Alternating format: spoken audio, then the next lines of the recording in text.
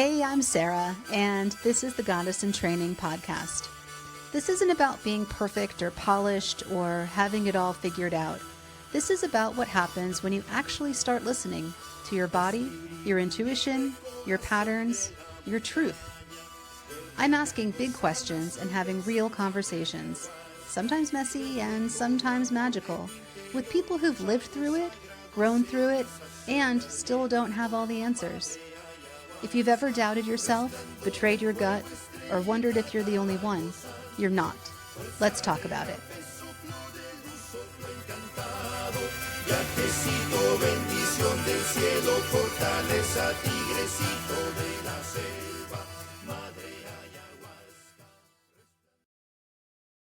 Hi, welcome back to Goddess in Training. I'm Sarah, and today we're wandering deep into the forest with a woman who truly lives her wild myth.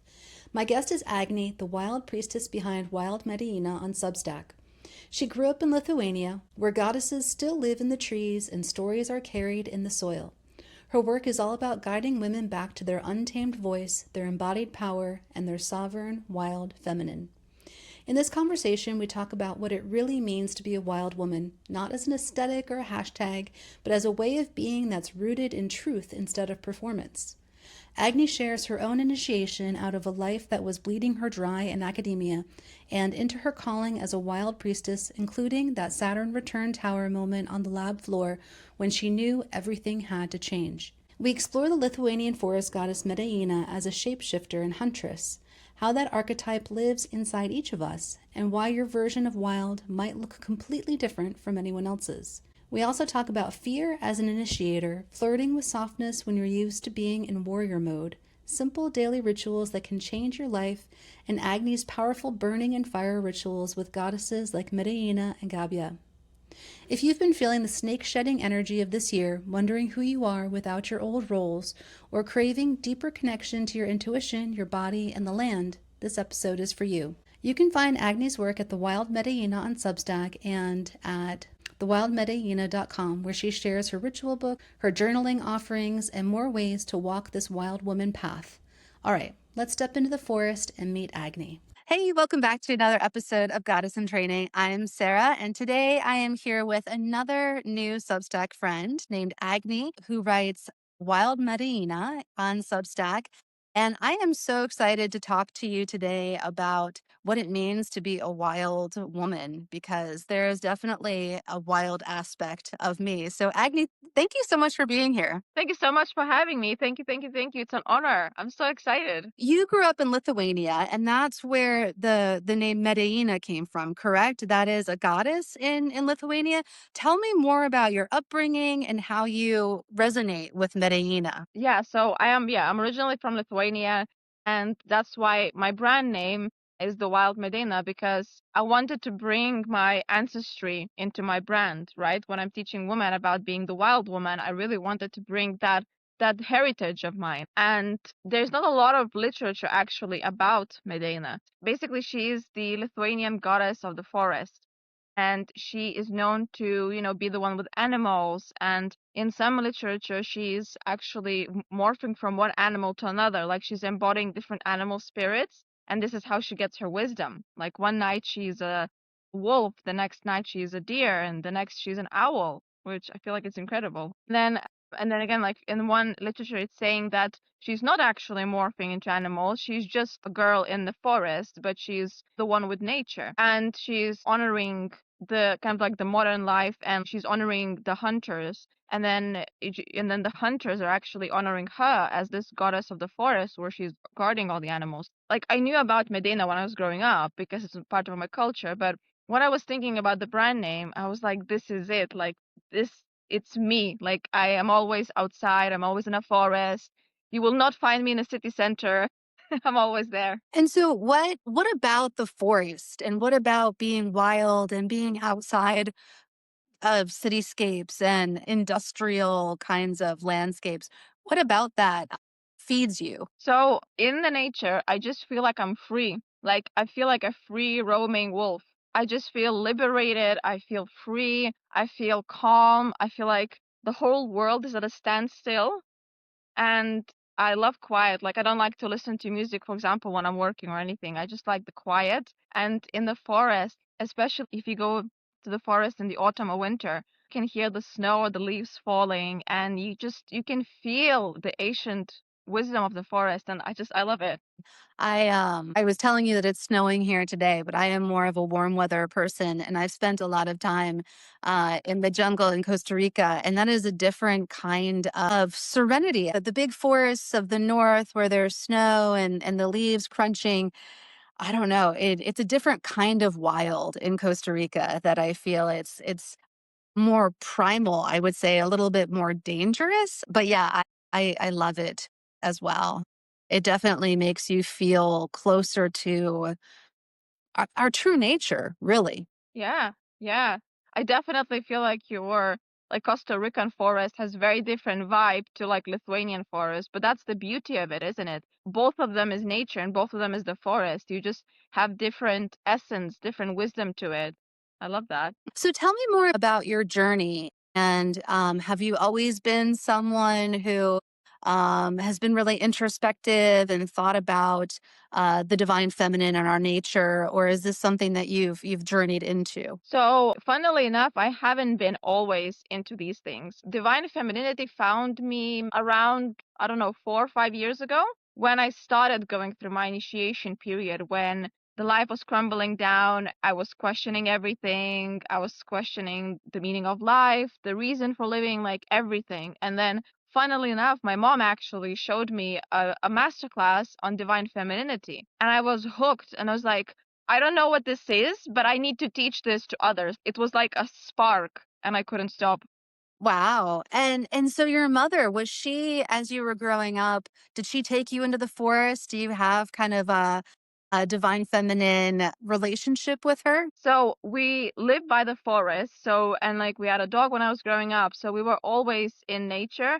And my parents do like outdoors as well. So I was always like in nature, just being in the forest. Like, it was always normal. But my mom was not, she was not really into divine femininity or like witchy mystical things. She kind of found it herself going through like early menopause. She started questioning her life. And I don't know how she found it, but she found it and she was like, oh, I think you will like this. And then I just never stopped. I just had to, go to all different courses and workshops and read all the books, and I was hooked. Wow, wow. Have you ever thought about or have you co-created anything with your mother? I love the idea of walking a path with your mother. We learn so much from our lineage, whether it be from people who are here or ancestors. I think visit me all the time. I definitely don't have that relationship with my mother, but I can see that there would be so much magic in that connection and being able to have these kinds of discussions with her. Do you find that? We never actually thought about doing something together, but she's my biggest supporter now when I'm posting things and like, she subscribed to my Substack and everything. And she's like, oh, like I read this and oh, that's interesting and stuff. None of my family and friends believed me when I started this business because everyone thought I was crazy. But like now things are starting to change. So, but I never thought about it. So you talked about initiation. Can you go into more detail about who you were before and what you've transformed into? Yeah, that's a really good question. I don't know how much you and your listeners are familiar with Saturn returns, but around like, 25 to 30, we hit our first midlife crisis, and I didn't know that this existed. And I just basically started questioning my life, my upbringing, my point in society, and how everything was working or not working. And I I was working in academia before I did this, and I love science, I love data, I love facts and figures and everything. And like I said, I loved animal science. But I started questioning how we are running academia as a society, how everything is run, and like where is ethos in it, and where is the values, and how we're praising everything, and how we're doing things. And it just basically led me to the point where I was not belonging in that environment, and my soul was first of all whispering to me to do my own thing, but I was ignoring my whispers. And then it was roaring at me, you need to leave, this is really bad for you, but I was still ignoring it. And then the day came where I was like on my lowest of the lowest moment was me at work I was crying on the floor in the lab setting. I was on the floor crying, and I was like, there has to be more out of life than this. And I realized that I had to change everything in order to live, in order to live a meaningful, authentic life. I realized that my conditioning that I had was not serving me anymore. Yeah, I just learned about Saturn returns actually from a podcast guest a couple weeks ago. And what I learned is that I am about to enter into my midway point, I guess, of my Saturn return. You probably know a lot more about astrology than I do, but so I guess the coming year for me is a time that I'm supposed to reflect on kind of the changes that I've made since my Saturn return and as I enter into the second half of the Saturn return. So I'm super excited about that. Can you go into more detail about the Saturn return and what that is exactly? So I don't think I'm qualified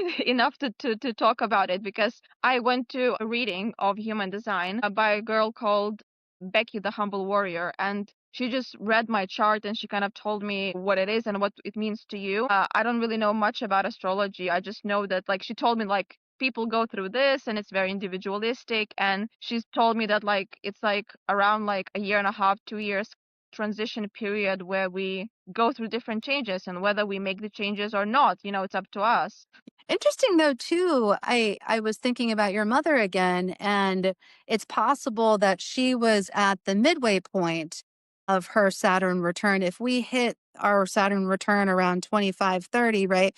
She would Yeah. probably be around her midpoint. And so it kind of makes sense that you were both thinking about these things at the same time. That's kind of neat. Yeah, it's interesting because she was also questioning the mother wound and the relationship with her mother, and like how it kind of influenced her, and the way she grew up and then the way she was raising me and everything. So she kind of went on her own journey of exploring, and then she was like sharing different points with me, which is really interesting because I never had these conversations with my mom growing up. So That's amazing. So, talk more about what it means to be untamed, that untamed portion of us. I think so many of us are remembering our true essence, but talk more about being wild and being untamed and what that means for you and what that means for the people that you help along their journeys. So I love this question. So for me, being untamed and being wild, right, is being true to yourself and not conforming into any kind of box that society has put you in throughout your years. So for me, my wild could be, living a nomadic lifestyle and, I don't know, cooking my own bread. But for someone, being wild and untamed could be being a CAO boss babe, but she's true to her soul and she's, killing it, smashing it. She's like living the amazing boss babe life. And if she's truly happy, that's her wild, right? And for me, my wild is so different. Your Mm. wild is so different. So for me, the untamed woman is she's sovereign. She knows what she wants. She doesn't do things to prove her worth. She's happy and confident from within. She knows what she stands for, and she's just not bothered by the noise around her. That makes a lot of sense. And I had the vision of standing in the forest, right? And it's Yeah. that solitude and that peace that I think that what you're saying is that we're looking for internally. And we could be doing anything, but as long as we have that peace and solitude on the inside, it just makes it so we can walk through life in a much easier way. Yeah, exactly. So, talk more about Medeina and how she is possibly this shapeshifter, and how that and shows up in people that you help and yourself too. Because I can definitely say I have been through a lot of iterations of Sarah throughout my life, and what that means metaphorically, and how we change and shift depending upon where we are, what relationships we are in. Talk a little bit more about that. That's a very good question, actually. So again, I feel like I don't really have a textbook answer. I feel like all of this is very dependent on who you are, your existence. And in terms of like how I work with Medina, or like the way I guide other women to go through that, is I do a lot of rituals and visualizations, and they all to do with the forest or the forest animals.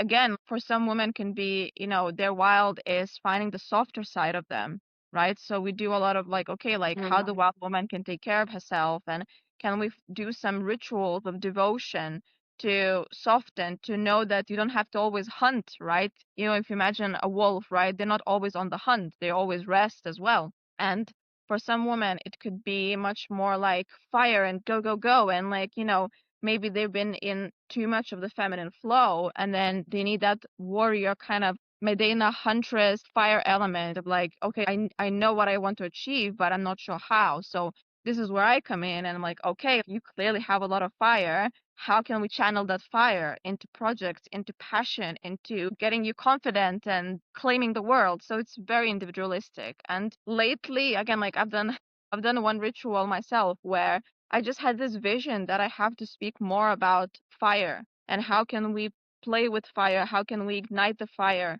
So I'm like trying to focus to that now. Like how can we do some rituals and bring that magic and then like weave that with Medeina being in the forest, and it's all to do with like I would say like a little bit shamanic, a little bit priestess.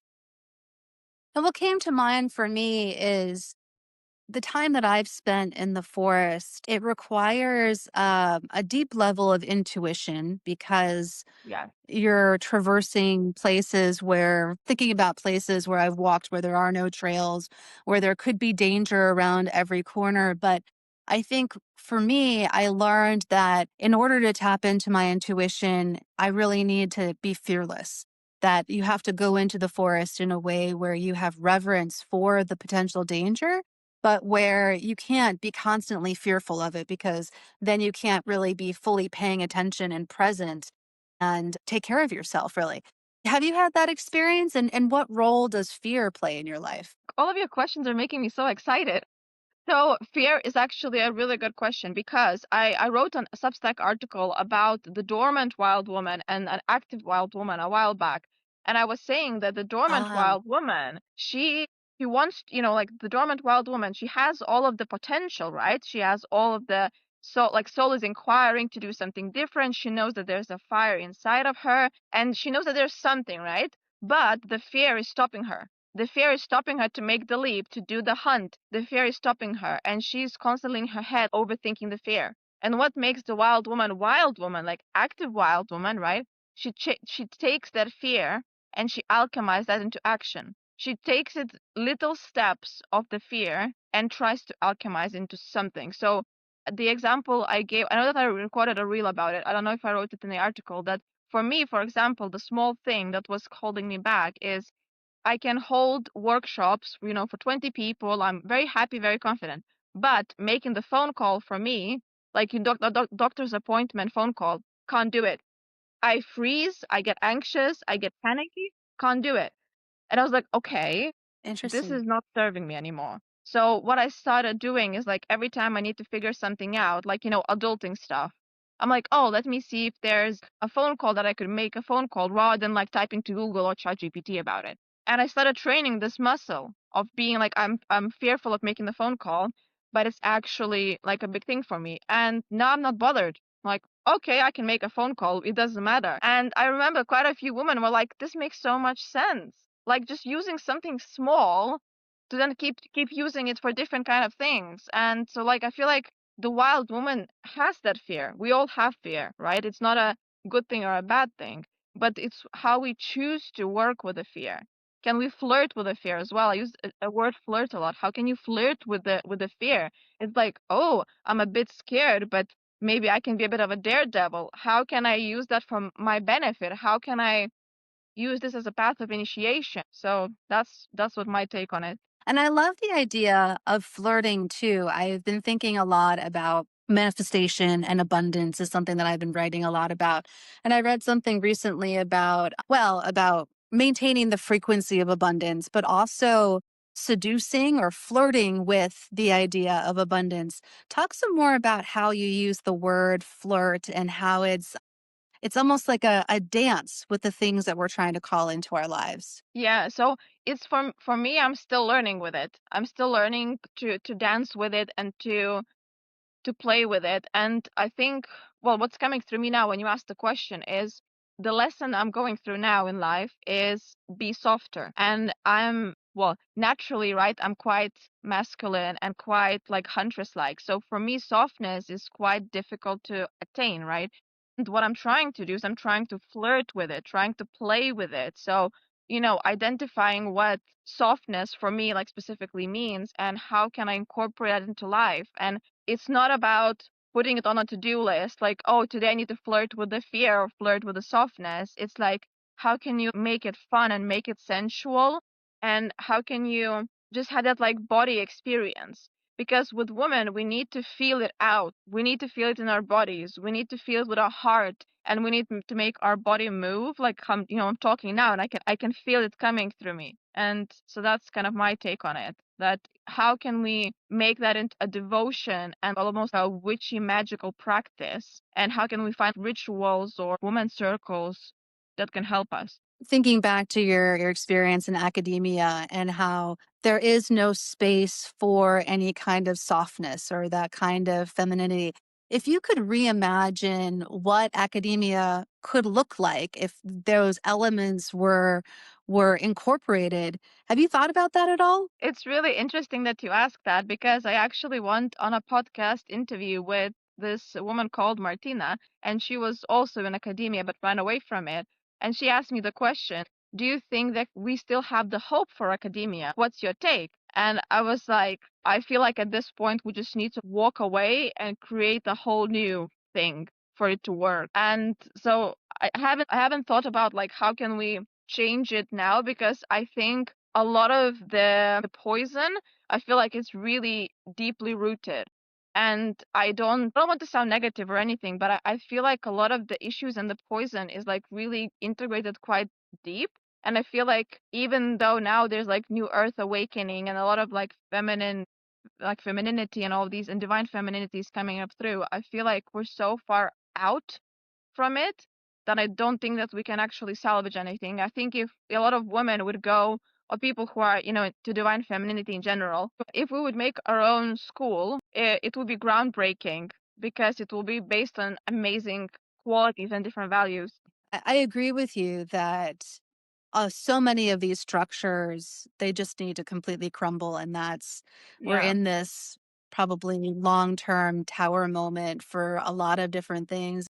I hesitate to try to imagine what life is going to be like after everything falls because I don't think we're even really ready to imagine what it's going to look like. And part of our job, I feel like, is to be open to the things that we literally can't imagine right now, right?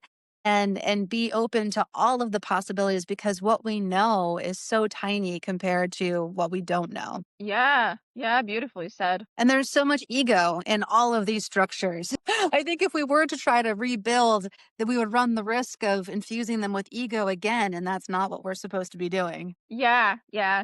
I don't know, like when I started questioning everything when I was in academia, but I realized that like I'm a tiny, tiny droplet in the giant ocean. And as much as I was trying to fight for it, because like naturally I'm quite warrior-like, but I couldn't. So I thought the best way to do it is just to run, to escape, and to create my own thing and, help women guide them back to the wild. And hopefully this is how we're gonna create a whole new tribe of women. Do you think at all or resonate with the Chinese New Year and how we're finishing the year of the snake and entering into the year of the horse? How do you connect with those two animals in particular? And are you thinking about what 2026 might bring with the year of the horse? So I I definitely believe that this year of the snake was quite intense for a lot of people. I spoke with quite a lot of people, and all of them are saying, you know what? It's been like one shedding after different shedding after another shedding. And so yeah, and you mentioned as well that you're just going through different life lessons and everything. Yeah, definitely. But so what about the horse? Is it going to be a galloping horse, do you think? I'm kind of hoping that it's like, I'm imagining being on a horse and my hair flying in the Yeah. breeze and everything being free and have some sort of ease to it, but intensity, right? I think there'll be some intensity. What do you think? I believe that because so for my birthday, so I turned 30 this year, and for my birthday, I asked my mom to buy me a reading from the human design lady, and I was asking her like what's next year's all about, because I said for me this year was like I said like one life lesson after another, and it's like tower moment, and she was saying that collectively, if we done a lot of work and inner shedding and like going deeper into you this year, the year of the horse should be like not like a reward, but like better, like like striving for. We know what we're striving for. We have the aim. We have all our routines nailed down. We have our whys nailed down. We know our ethos. We know what we stand for. And it's going to be a really nice, breezy, fiery way forward. So it really resonated with me that if we're doing all the shedding and all the releasing, and plus Snake is quite feminine, isn't it? The serpent, she's very, very feminine like. So if we've done the work, then next year we can fly like a horse. That's my take on it. I don't know if it's correct or not, but Well, let's manifest that. I am so ready for that kind of energy and to be done with the yeah, snake energy. yeah. What do you think about the next year for the horse? Well, I am excited for it. I agree with you. I think that it is going to be a fast pace. But what comes to mind too is horses have such huge hearts. And I don't know if you've spent time with horses, but I've had very intentional meditations with horses, and they can lock in when you're in a meditative state. They will lock in with you and they will freeze and just have that intense heart connection. And so if we can bring more of that into the world, that would be absolutely amazing. Yeah, 100%. Talk more about ritual. I am somebody who I don't have a lot of natural rituals in my life. And when I think about it more, there are things that I do. I make my cacao every morning and I sit down and I'm trying to bring more intention into my life by doing things like mentally saying a little prayer over my water before I drink or having more intentional quiet time and I meditate a lot. But what kinds of rituals do you have and what kinds of rituals do you advise or suggest to the people that you work with? I love that. I feel like every question you ask, I'm like, oh, this is my thing. So for the rituals, I mean, I would say this also that I am biased because I'm actually writing a ritual book with one girl that I met online and we clicked. Yeah, so we made like the main thing. We're just making some changes now. We're hoping it's gonna get released in January, but we're still doing the editing. So the rituals are a big part of my life because like the ritual book and everything. That's so exciting. So give me some details. What kinds of rituals are in the book? What are you excited about most? So, so again, like just kind of to backtrack, the rituals were not part of my life for my whole life. I only found them when I started stepping into this wild woman divine femininity. So I'm saying that for people who are listening and they're thinking, oh, I don't really have a relationship with rituals. I don't want them to think that they missed out or that they need some sort of big initiation moment. Like, no, you can start small. And as you mentioned, if you're drinking cacao in the morning, this can be a beautiful ritual of settling in for the day. Or if you have long hair, just like brushing the hair with some oil, like this is your goddess ritual. You're honoring your femininity. So it's like the Mm. smallest things that you can think of, and then you can expand on them. So that's my take on it and my lesson with the rituals because I assumed that rituals have to be this big, grand thing, take a couple of hours and everything. And no, it's, 5 minutes and you're grounded Mm. and you're feeling that. And so as you've incorporated more ritual into your life, what changes have you experienced? Oh, wow. I mean, we can talk for like 5 hours about this. I feel like my spirit guides have been, again, if you believe them or not, my spirit guides have been talking with me much more. I can feel my intuition much more. I just feel like I'm talking with my body and my soul. We have this like stronger intuition relationship than before. I feel like I'm managing to quiet down the noise of the world better and like listening to what my body needs and what my soul is needing now. And I'm a big fan of doing burning rituals because, well, A, I love fire, but B, my current life stage is I'm burning down the old version of me and birthing the new. So I've been like really, really passionate about doing the burning ritual. You write something down on a piece of paper and you burn it down. And it's been amazing. And technically, you can write something down and release it, right? Burn it. And it's 5 minutes, technically, right? I mean, you can obviously sit with it and think more about it, but it's like technically it could be a 5 minute ritual, but the changes are profound. Mhm. Wow. So do you feel like just by burning it, it just releases in a different way than just setting the intention that you're going to release something? Yeah, for sure. I feel like it gives that magic to it So not only you're writing it down, so you're already putting it on a piece of paper, right? You're already actually forming into words, which when you're writing something down, you're already releasing it. And then the next step is to burn it. And then what I do is I bury the ashes in the garden. So it's like another form of release. Right. Sending it back to Mother Gaia. Yeah. Oh, that's amazing. I think I'm going to do a burning ritual right after we're done talking here today. I have something in mind. I'm like, okay, I think I need to fully release this today. So Yeah. thank you. So I feel like, yeah, good. You need to let me know how it goes.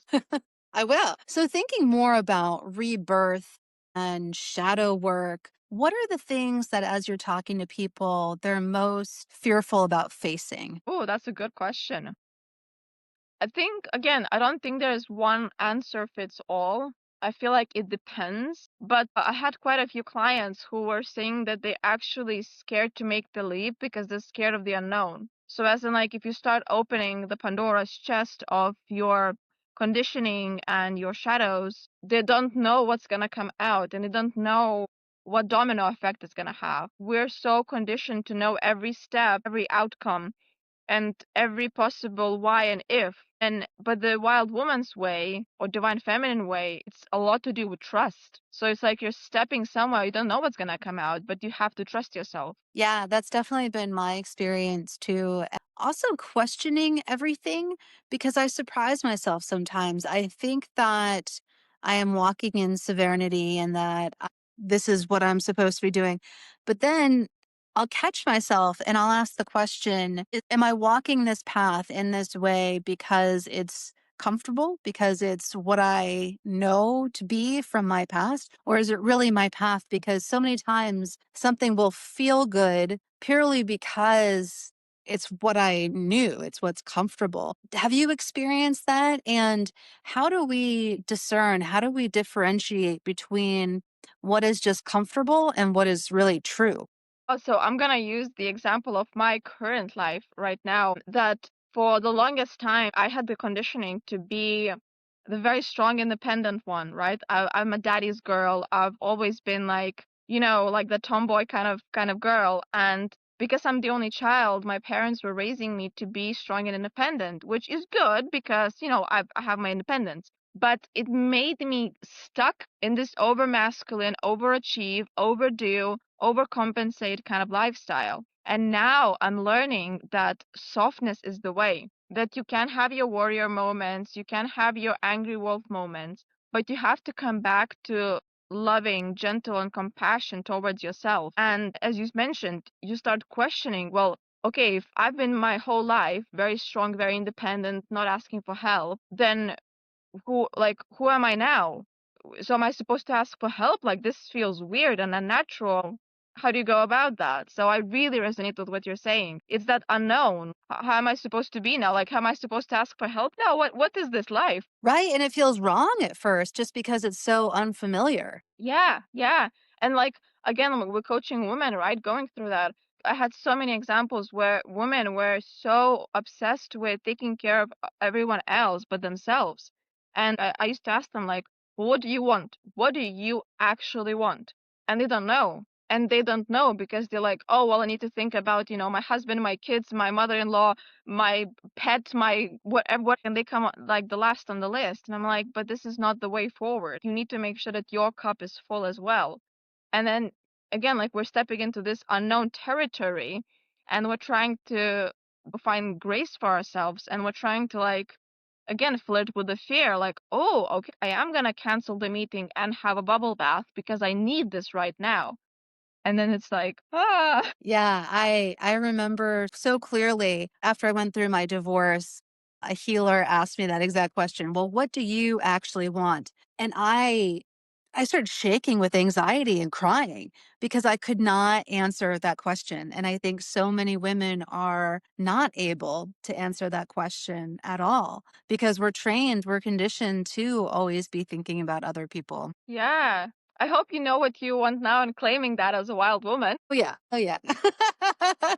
But it's not even a big grand picture of what I want to. Like you said, it's the daily things. It's making Yes. decisions for ourselves and saying no and feeling okay saying no and feeling okay just sitting home doing nothing because that's what I feel like doing. And getting into this flow that I was never in before, that I think when we're in that kind of warrior mindset or more in our masculine energy, we have our tasks and we're checking our tasks off our task list. And it seems like you're kind of experiencing this too, where our day just feels really different when you're more in that feminine flow. And I don't know, I don't feel like eating until 3 o'clock. So I don't eat until 3 o'clock. Or Yeah.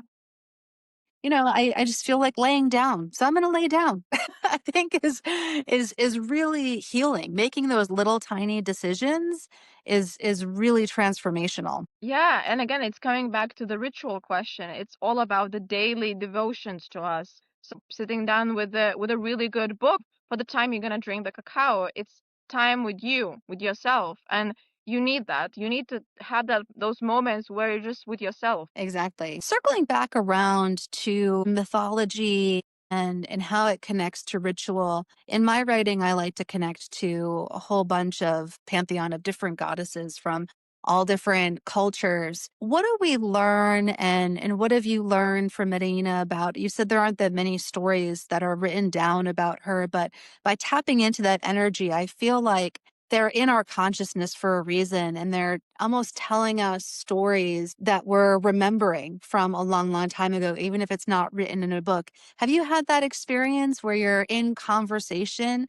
with Medeina or other goddesses? Oh my God, I have two stories about this. So one story is that just before my 30th birthday, I was doing EFT tapping with my partner. So my partner is a hypnotherapist and he does EFT tapping. And we were just tapping through, I can't even remember what we were tapping, but I was in a sense with him. And we released something. Again, I can't remember what we were releasing, but then he was guiding me through this hypnosis meditation sort of thing. And he was talking, right? But I wasn't actually listening to him. I was in my own little world. And what I saw, I was in the forest and I saw this huntress dressed in old medieval kind of clothes. I saw this huntress stepping into me like a hologram and then stepping out and then stepping in again and out. And I got such a strong confirmation that I am the Medeina, like I am the huntress. Wow, that's so powerful. And Yeah, you it said was you had two incredible. stories. Is there another story? Yeah, and another story was that not that long ago now, I think a couple of weeks ago, I kept getting all of these nudges or all of these like, I don't know, information from somewhere that I need to be softer. Like I need to be softer. I need to be much more just giving giving myself grace, but giving others grace as well. And so I've done a burning ritual. I've done a burning ritual, and then I went to the shower, and then I had a shower with some salt from Iceland because my parents brought some salt from Iceland. And so I mixed that with rose water. And I was just having like a shower with those two elements. And I just got such a strong pull that like I need to talk more about Lithuanian fire goddess. And she's called Gabia. And Lithuanian fire goddess, she is depicted more like the fireplace of the house, like a warm, nurturing fire and not a destructive fire. And it was just so clear to me that I've been fiery my whole life, but maybe I can change my fire into becoming that soft, warming, glowing fire and not destructive fire. And it was just like, I'm having goosebumps telling you this. Like, it was just a whole thing. What powerful imagery too that you received. That's amazing. I feel like everyone can tap into these things because, I'm speaking about Lithuanian mythology because it's my heritage, but there's so many gods and goddesses that quite are popular. And if or the viewers are resonating with them, just look up in rituals that associated with them, and then maybe you will find your goddess or god that you want to resonate with, and then they will speak to you more. So it's a beautiful path of exploration, I would say. Yeah, I've definitely found that as well. And when you receive that kind of information in that really visual way, how does that feel in your body? Like when you felt the goddess, what was her name again? Of the fire, the hearth? Gabia. Did you Gabia, did you feel Gabia in your body? Or did you kind of understand it in a more embodied way than just reading a story about her? Yeah, I felt my whole body just like vibrating almost and like being in that super like feminine serpent kind of way. I just felt like I danced after that ritual. So after I finished the shower, I was dancing a lot. I just felt like my body had to just be in that flow, in that like feminine movement kind of way. There was nothing in the brain. There was nothing logical about all of this. Everything was in the body. Wow, that's so amazing. I love it when things like that happen. It's just so incredibly powerful and life-changing. Yeah. And so since Medeina and Gabia are not familiar probably to most of our listeners, if you think collectively there's one message that each of them or both of them would impart upon women and our listeners today, what would that message be? Well, that's a good question. That's a good question. I'm thinking that I believe that either Medeina or Gabia or any other goddess that, listeners resonate with, they will have a very independent message to each and one of us, right? Because we here on earth have our own sole purpose. So my suggestion is, after you finish listening this, go to nature or go and, have your cacao and just sit and think who you can resonate with or who you can talk to with the goddesses, and they will give you guidance, and they will ignite or light up the next thing that you have to do, the next initiation, the next path, because everything is very individualistic. Yeah, and that's basically what intuition is too. You take one step, Yes. you do something with intention, and then your intuition will give you the next step. And the more that we listen to it, the more magical life can be, is what I like to tell people. Yeah, 100%. So, what are you excited about beyond moving away from the snake and into the horse and your book coming out, your book of rituals? Do you have anything else that you're working on that you're excited about birthing into this world? Many things, so many things. Give us a preview. Okay, so let's start with like the written stuff. So the ritual book is coming out at some point in January. Then I have my own journal, which is guided journaling. So I have different questions to different parts, and it's called Untamed. So that's already on Amazon, but I haven't properly launched it yet because life initiations. So that's live, and then I co-written a book with this one woman as well, which I'm so proud of. And the book is coming out soon as well. It's all about how to live through those dark times, how to find meaning, and just how to keep going in the dark times. And because the book is co-written by two women, we have very different approach. So my friend, she took approach of like very science-based approach and very logical, analyzing, proof facts, where I've taken approach of the wild priestess and the wild huntress and everything leading through emotions and feeling through things. So even though it's one book, but it has such a different flavor to it. So I'm so excited about that. Wow, I can't wait to read it. That sounds absolutely amazing.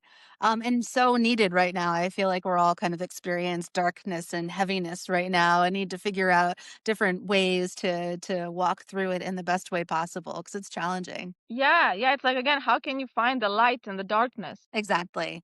Well, Agni, thank you so much. This has been such a wonderful conversation, and you are just so full of light yourself. Just sharing space with you has brought so much joy in a dark day. So, thank you so much. Thank you so much for having me. Thank you, thank you, thank you. And thank you for, giving me the space to speak about things and just connect with you and your audience. And yeah, genuinely, thank you.